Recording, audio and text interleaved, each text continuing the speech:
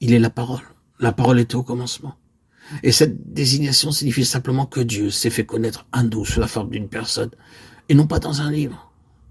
Dieu n'a pas écrit avant tout un livre, bien que nous ayons la Bible. Dieu a écrit une personne.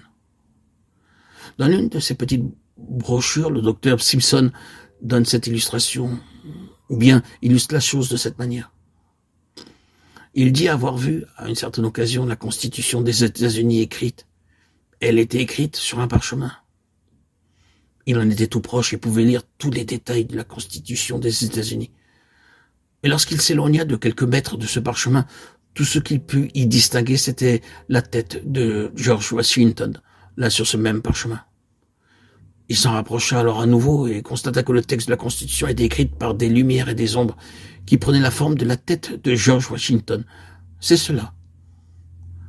Dieu a écrit la révélation qu'il nous a donnée de lui-même, mais cette révélation est dans la personne de son Fils, dans la souveraineté du Seigneur Jésus. Et nous ne pouvons avoir la constitution des cieux que dans la personne et la constitution des églises et la personne qui s'est manifestée sous la forme du Fils de Dieu. Vous et moi, frères et sœurs en Christ, n'aurons pas des choses, que ce soit doctrine ou enseignement ou autre chose, qui puissent nous aider. Nous aurons le Fils, et en lui, il y a la lumière et la vie. Ce n'est là qu'une assertion, une affirmation des choses. J'ai la confiance que nous saisirons du fait établi et que nous irons au Seigneur à cet égard. Ne demandons pas la lumière comme une chose, demandons une connaissance plus pleine du Seigneur Jésus. C'est le chemin, car c'est la seule manière vivante de le connaître. Et souvenons-nous que Dieu garde toujours lié à des situations pratiques la connaissance de lui-même qu'il nous a donnée en Christ. Cela est vrai des deux côtés. Il nous faut être dans une situation. Le Saint-Esprit, si nous sommes entre ses mains, nous fera entrer dans une situation qui rendra nécessaire une nouvelle connaissance du Seigneur. C'est un côté. D'autre part, lorsque nous nous trouvons dans une situation très dure et très difficile, nous sommes dans la position nécessaire pour demander une révélation du Seigneur.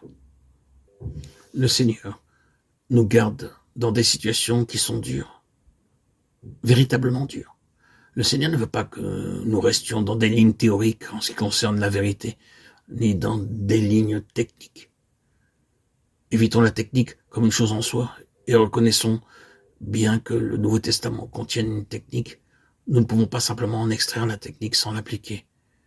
Il nous faut entrer dans des situations pareilles à celles du Nouveau Testament pour avoir une révélation du Christ qui réponde à cette situation. C'est pourquoi la voix du Saint-Esprit à notre égard consistera à nous conduire dans des conditions et des situations et des besoins vivants et actuels dans lesquels seule une connaissance nouvelle du Seigneur Jésus pourra être notre délivrance, notre salut, notre vie.